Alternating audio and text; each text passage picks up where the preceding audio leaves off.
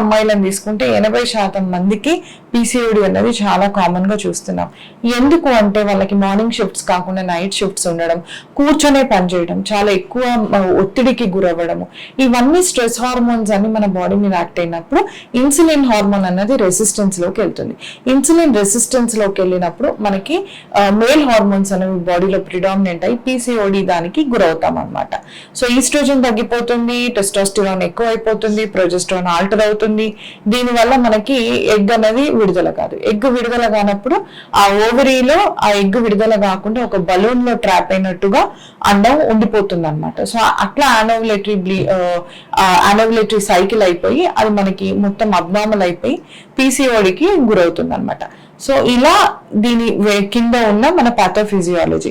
So PCOD వస్తే ఏమవుతుంది? First period problem అని అనుకుంటాం. పీరియడ్ ప్రాబ్లంతో పాటు అవాంఛిత రోమాలు, వాళ్ళకి గడ్డం మీద, చెంపల మీద, లేకపోతే ఒంట్లో ఉన్న ఫైన్ హెయిర్ కూడా చాలా థిక్గా అవ్వడము, బాడీ మీద ఇంకెక్కడన్నా కూడా అన్వాంటెడ్ హెయిర్ ఎక్కువగా రావడము, మొటిమలు రావడము, పొట్ట భాగంలో ఎక్కువగా ఫ్యాట్ పేరుకుపోవడము, ఇంకోటి బాడీలో ఫ్యాట్ లెవెల్స్ ఎక్కువ అయిపోవడము, సో ఇంకొకటి జుట్టు ఊడిపోవడము, టోటల్ గా మనిషి చూడడానికి చాలా అబ్నార్మల్ గా కనిపించడం, ఇవన్నీ వస్తూ ఉంటాయి అన్నమాట.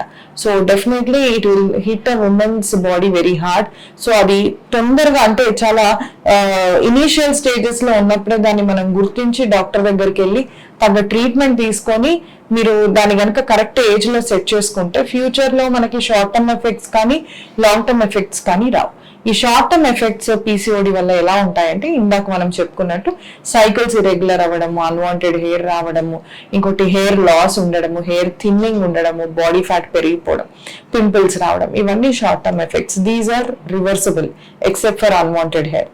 బట్ కొన్ని ఇర్రివర్సిబుల్ కండిషన్స్ ఉంటాయి, లైక్ మనకి క్యాన్సర్ రావడం కానీ, గుండె జబ్బులు రావడం కానీ, షుగర్ రావడం కానీ, ఇవన్నీ long term effects and these are irreversible. And infertility is a problem which you have to take it for granted మీకు ఒక పీసీఓడి కనుక ఉంటే. సో ఇది ఒక మెటబాలిజం డిజార్డర్ కాబట్టి just work on your metabolism. మీకు ఇట్లాంటి ఇనీషియల్ గానే మీకు అనిపిస్తున్నాయి అంటే go to your doctor, get it treated, go join a gym. ఒక జిమ్ జాయిన్ అయిపోయి రోజు వర్కౌట్ చేసి కరెక్ట్ గా ఒక 8 నుంచి 10 గంటలు కనుక మీరు పడుకుంటే డెఫినెట్గా పీసీఓడి అనేది చాలా వరకు తగ్గిపోతుంది. సో ఇప్పుడు పీసీఓడి అయిపోయింది కాబట్టి నెక్స్ట్ ఇప్పుడు లేట్ మ్యారేజెస్ అనేది కామన్, ఇంకా అందరు సెటిల్ అయిన తర్వాతనే చేసుకోవాలి అని అమ్మాయిలు కూడా ఇట్లా పోటీగా ఉంటున్నారు కాబట్టి వాళ్ళకి లైక్ లేట్గా ప్రెగ్నెన్సీ రావడం, ఇవి అన్నీ ఎట్లా అంటే అవి మళ్ళీ తర్వాత హెల్త్ మీదనే ఎక్కువ స్ట్రెస్ తీసుకుంటున్నారు. సో వాటికి కారణాలు ఏమై ఉండొచ్చు అంటే లేట్ ప్రెగ్నెన్సీ అయితే ఇప్పుడు 30 క్రాస్ అయినాక ప్రెగ్నెన్సీ అయితే బేబీకి కానీ ఉమెన్కి కానీ ఏమైనా ప్రాబ్లమ్స్ ఉంటాయా?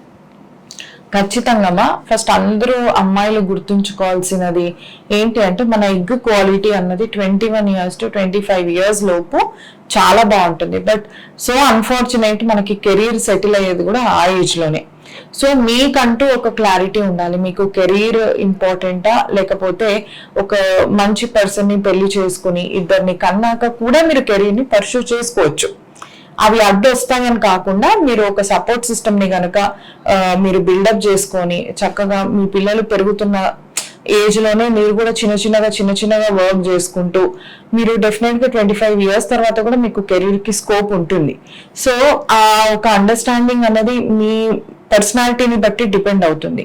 సో ఇప్పుడు నేనే చూసుకుంటే even my career was very ఏమంటారు peak in that age. So definitely నేను కూడా పెళ్లి చేసుకుని I gave birth to 2 kids. ఆయన తర్వాత చిన్నగా కెరీర్ సెట్ చేసుకున్నా. కెరీర్ ఎక్కడికి పోదు, career is always reversible. But కొందరు చాలా ప్యాషనేట్ ఉంటారు, it depends from person to person. So నేను చెప్పేది ఏంటంటే the science behind this 21 to 25 years వరకు ఎగ్ అన్నది చాలా హెల్దీగా ఉంటుంది. ఇంకోటి మీ బాడీ కూడా చాలా హెల్దీగా ఉంటుంది. 25 years తర్వాత ఏజింగ్ చేంజెస్ ప్రతి ఒక్క ఆర్గన్ లో మనకు స్టార్ట్ అవుతాయి. సో 25 years తర్వాత మన ఎగ్ లో ఏజింగ్ చేంజ్ స్టార్ట్ అయ్యి మనకు పుట్టబోయే పిల్లల్లో 1 in 50,000 chances of genetically abnormal children అంటే జన్యుపర లోపాలు ఉన్న బిడ్డ ఒకరు 50,000లో ఒకరికి వచ్చే ఛాన్స్ ఉంటుంది అనమాట. అది ఏజ్ పెరుగుతున్న రీత్యా మనకి దాని ఛాన్స్ కూడా ఎక్కువ అవుతుంది. 35 years వరకు కనుక చూసుకుంటే 1 in 50, 1 in 25 అంటే 25 మందిలో చూసుకుంటే ఒకరికి ఎఫెక్ట్ అయ్యే ఛాన్స్ ఉంటుంది అనమాట. సో దాని ఇన్సిడెన్స్ అండ్ ఇంటెన్సిటీ అన్నది అట్లా పెరుగుతా పోతా ఉంటది. So it is totally your choice, మీరు ఎట్లా మీ లైఫ్ డిజైన్ చేసుకోవాలనుకుంటున్నారు అనే దాన్ని బట్టి. ఇంకోటి మదర్ అనుకోవడం అన్నది it is exclusively your choice irrespective of marriage these days.